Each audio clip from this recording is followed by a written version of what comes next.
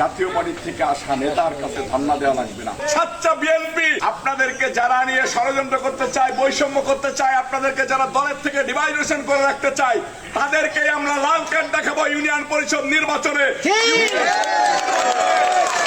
Union পরিষদ নির্বাচনে আর যদি ওই রকম হাসিনা মার্কা প্রশাসন আমরা দেখতে পাই, তাহলে 5 আগস্টের আগে হাসিনা মার্কা প্রশাসনের সাথে যে ব্যবহার করেছি তাদের সাথেও সেই একই ব্যবহার।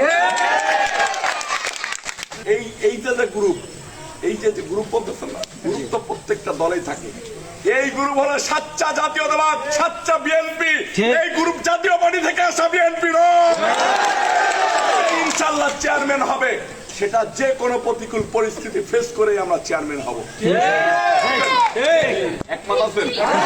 আপনারা যখন এই যে 9টা ওয়ার্ড, এই 9টা ওয়ার্ডের সভাপতি, সাধারণ সম্পাদক, সাংগঠনিক সম্পাদক এবং সিনিয়র নেতৃবৃন্দ, যারা মাতুব্বর কমিটির লোক, যারা ভোট মেক করতে পারেন, তারা বসে যে প্রার্থী দেবেন সেই একক প্রার্থী হবে। আমার ব্যক্তি রবিউল ইসলাম নয়ন বলেন, বাচ্চু বলেন, সাবু বলেন, আক্তার বলেন, মিজান বলেন, কারোরই কোনো প্রার্থী নাই। আপনাদের প্রার্থী দেবেন আপনারা এবং পাশ করে আনবেন আপনারা। আপনারা যাকে প্রার্থী করবেন প্রত্যেকটা মানুষই সেই নামের সাথে নিজের নাম লিখে দেবেন যে আমিই হবো। পারবেন না?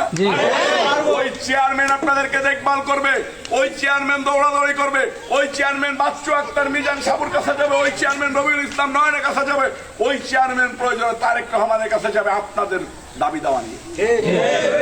আপনাদের কোনো জাতীয় পার্টি থেকে আসা নেতার কাছে ধর্ণা দেওয়া লাগবে না। রহমান সাহেবের আদর্শ বুকে ধারণ করেন, যদি তারেক রহমান সাহেবের আদর্শ বুকে ধারণ করেন, যদি দেশনেত্রী বেগম খালেদা জিয়ার মায়া, মমতা, স্নেহ, ভালোবাসা আপনাদের ভিতরে থেকে থাকে, তাহলে জামাতকে নির্মূল করে আপনাদের প্রার্থীকে জয়যুক্ত করে ওই মোহাম্মদপুরে আবার খেলার মাঠে সেই চেয়ারম্যানকে সংবর্ধনা দেবো আপনাদেরকে সাথে নিয়ে ইনশাআল্লাহ। আপনাদের কাছে আমার বিনীত অনুরোধ, ঐক্যবদ্ধ থাকবেন। নির্বাচনের আগে গ্যাঞ্জাম এড়িয়ে চলবেন, নির্বাচনের পরেও গ্যাঞ্জাম এড়িয়ে চলবেন। আমরা গ্যাঞ্জাম করতে চাই না।